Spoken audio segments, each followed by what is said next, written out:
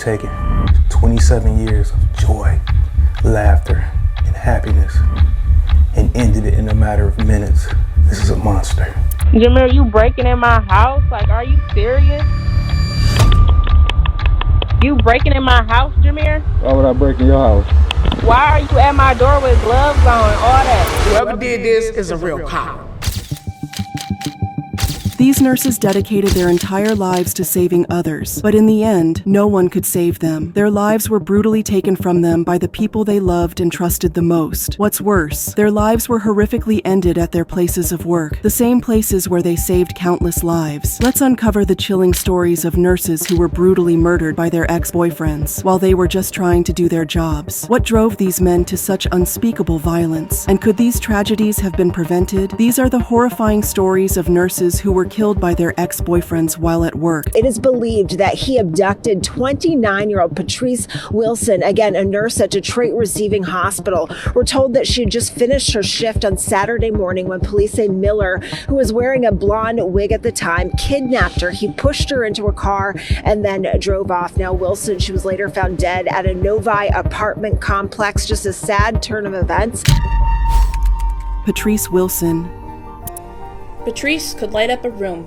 Her infectious smile, her giddy laugh. To hear her voice again as I walked through the door to her, "Hey girl," is all a distant memory.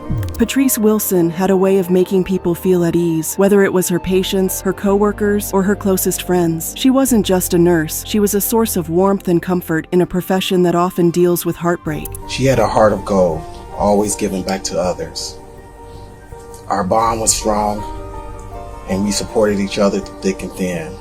Her absence has left an irreplaceable void in our lives. Her colleagues described her as the kind of person who would go out of her way to help, staying late to comfort a patient or checking in on a coworker who seemed overwhelmed. She wasn't just doing a job, she was living out her passion. The thing that made her so special is that her soul matched her appearance. I was so proud to see that she did excellence, beautiful, smart, and driven in school. And she furthered her career. Outside of work, Patrice was just as dedicated to her family and friends as she was to her career. She was a loving mother who worked tirelessly to build a better future for her child. She balanced her demanding job with motherhood effortlessly, always making time for the people she loved. My beloved niece was not just a nurse, but a caring and selfish mother who dedicated her life to helping others. She always had a smile, big enough to fill a room. I honestly believe she was the first person I recognized that had dimples. Me and her older brother were cousins, but we were just like brothers. But behind that bright smile, Patrice was facing a nightmare that no one saw coming.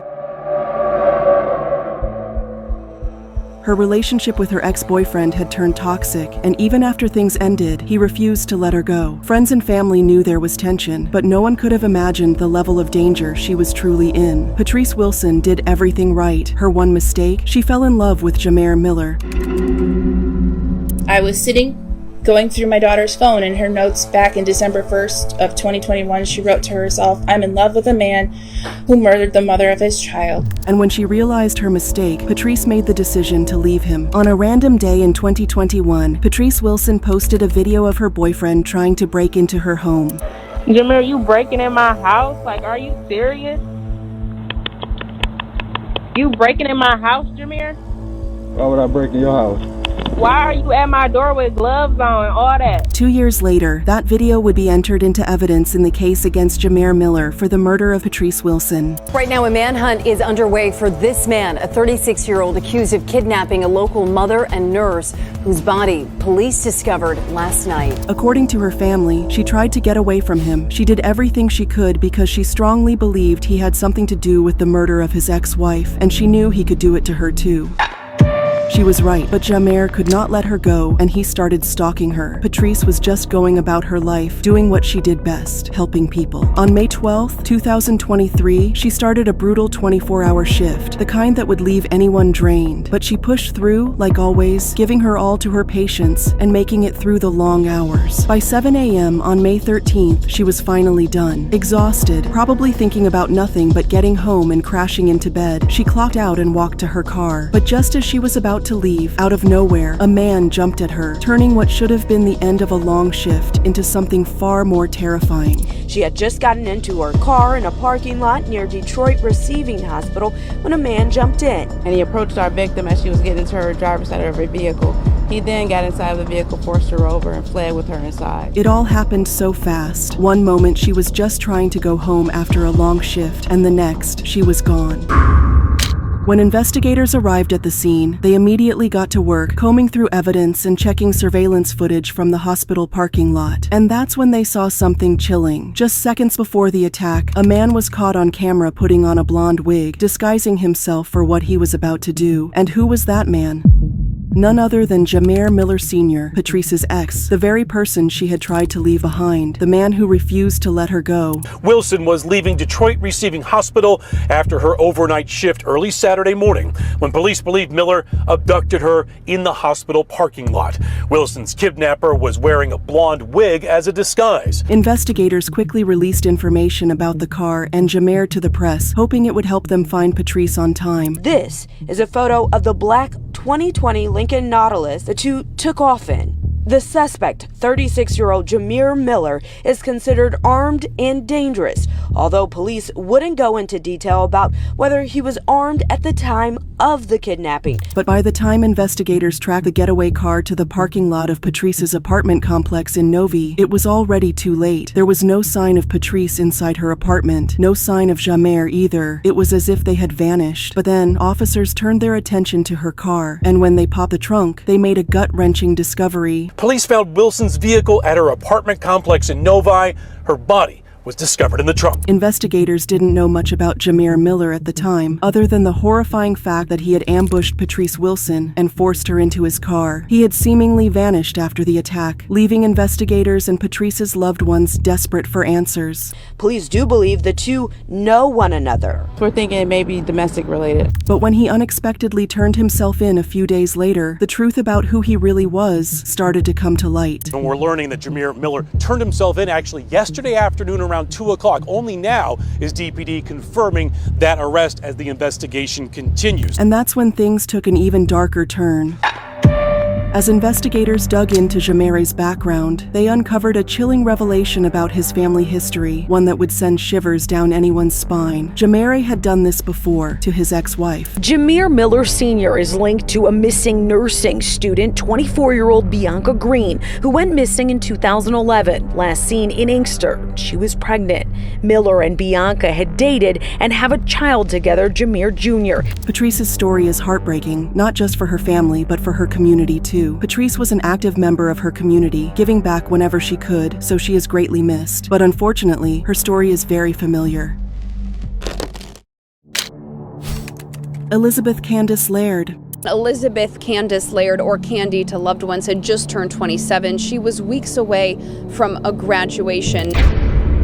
It was May 13th, 2023. Elizabeth Candace Laird, a 23-year-old bright-eyed woman, was finishing up her shift at the local coffee shop. It had been a long night, and she was exhausted and ready to head home, but also excited to wind down from the day and enjoy a quiet evening. She hadn't seen or heard from him in a while, and she was hopeful that tonight won't be different. Her ex-boyfriend, James Cockerham, had been calling her nonstop. At first, she hadn't been worried about it at all. She thought it was just a phase, a desperate attempt to win her back because she'd moved on. But she soon realized he wasn't going to stop trying to get back in contact with her, because James wasn't the kind of person who took no for an answer. The messages he had been sending her had grown increasingly intense, but then all of a sudden, the texts stopped coming, and after weeks of silence, Elizabeth figured maybe he was finally understanding that it was over. Maybe he was finally leaving her alone. She was wrong.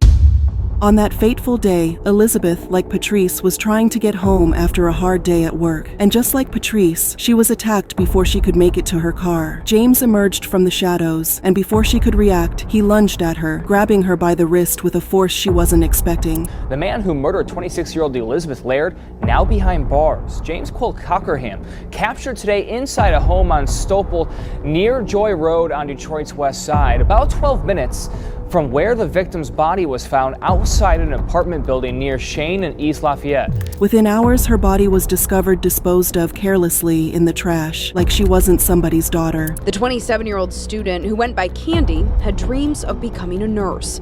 Wednesday, police found her body in a dumpster. Cops were called to the scene and a search for James began. But for those who knew Elizabeth, her family, her friends, and her community, the horror of the night was just the beginning. This arrest does bring her family some closure. Her mother even telling me she was confident that Detroit police would find this man. However, they are devastated at the sudden loss of a young woman with so much left to accomplish. When James ended Elizabeth's life out of jealousy and anger, he had not just taken her away from them, he had also taken her future away from them. All the dreams they had for her, the life they thought she had ahead of her, was just gone, just like that. She'll never have a husband and my grandbabies. I won't ever see any grandbabies.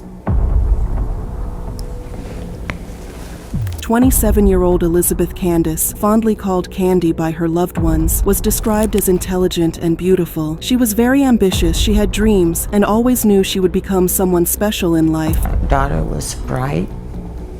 She was intelligent. I always wanted to be someone, special in life. But James Cockerham took that away from her. This is the man investigators think is responsible. Saturday, James Cockerham was arrested on the city's west side. James Cockerham, just like Jamir Miller, had had a dark side he had kept hidden, a dark side that would bring with it so much horror. During the investigation, they discovered that James had a lengthy criminal record and had even recently done time. Cockerham had previously served time for rape. Detroit police say he met Laird in the elevator of this apartment building on the city's east side. Laird was staying with her boyfriend. He had been let out not long before the horrifying events of May 13th, 2023. He should have never been let out. The first person he went looking for when he got out was Elizabeth. Now, Detroit police are still trying to determine how Cockerham had access to that apartment building, as it is gated. Losing Elizabeth broke her family. They went from making plans with her to making plans to bury her. She didn't deserve this. It's the worst feeling I ever felt in my life. I'm broken up in a million pieces. Elizabeth's family had one thing to say to James Cockerham. You've taken 27 years of joy, laughter, and happiness and ended it in a matter of minutes.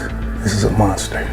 The story of Elizabeth Candace Laird's tragic death still hangs heavy in the air, a reminder of how quickly things can spiral out of control when love turns into obsession. Stories like hers aren't isolated. They keep happening, and it's a terrifying reality many don't want to acknowledge. A year before Elizabeth's murder, another heartbreaking story unfolded, one that would also shatter lives in a way no one could have expected. This time, the victim was Zambrisha Works, a 22-year-old woman who had a great vision for her community.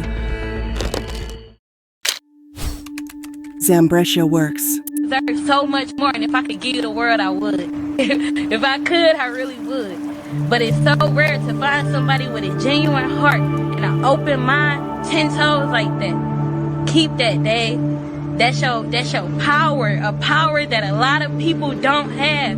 And I swear to God, as a woman, I pray to God I grow up to be like you.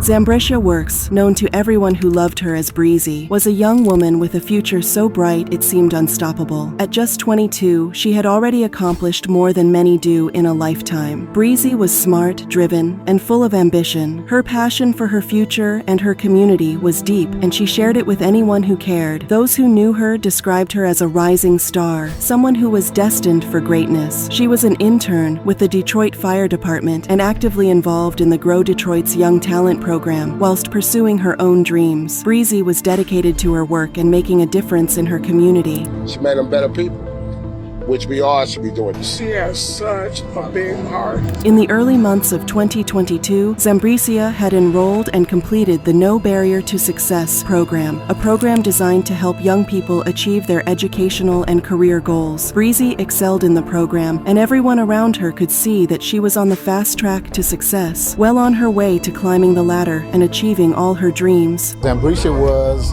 an exceptional participant in their program. She's an exceptional young lady, beautiful young lady, smart, dedicated, on her way up the ladder. A few months later, she was dead.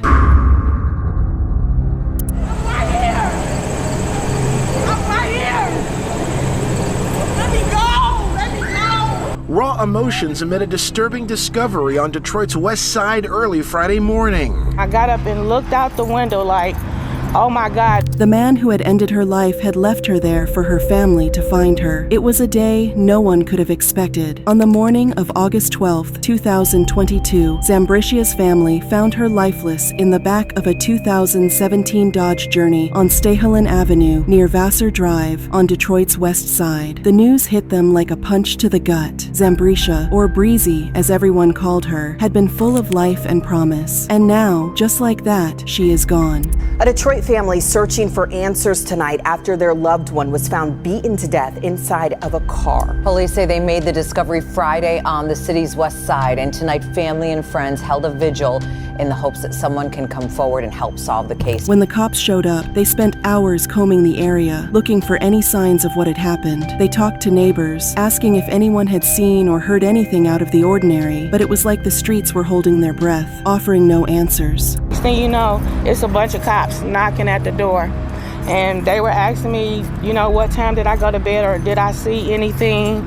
And I told them, no, I didn't see anything. If I had I would have, said something. Who would want to hurt her? Why? And how could someone so full of life have been taken away like this? Whoever did it, may God be with them.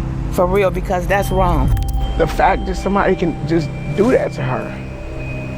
Like, it's just eating me up. Breezy's family were hit hard by her passing, and they were desperate for answers. For some kind of closure, they were determined to find the man that unalived their daughter in such a horrific way. He's gonna be caught. He's probably gonna watch this. We're coming for you. He might be out here. We're coming for you. Your justice will be served. Whoever did this is a real coward. Definitely. In real life.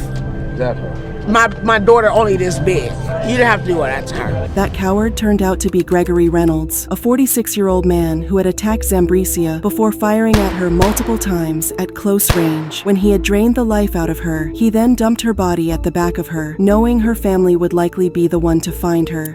For that short time, she just touched us, her spirit, her energy, her love for the citizens of Detroit, her love for the fire department, and just her love and her energy for people. Gregory was charged with 1 count of first-degree murder and felony firearm, among other charges. And like every perpetrator on this list, Gregory was someone Zambricia knew and trusted, someone her family also knew and trusted. According to Zambricia's family, they had all known Gregory for years. He had become like family at that point. You never really imagine family hurting you like that. One of the most heartbreaking parts of Zambricia's story was that this was not the first time her family would experience loss like this. Just a few years before Zambricia's life had been taken, her brother had died in almost a similar manner. 10 years ago today, I was in the same predicament with her brother.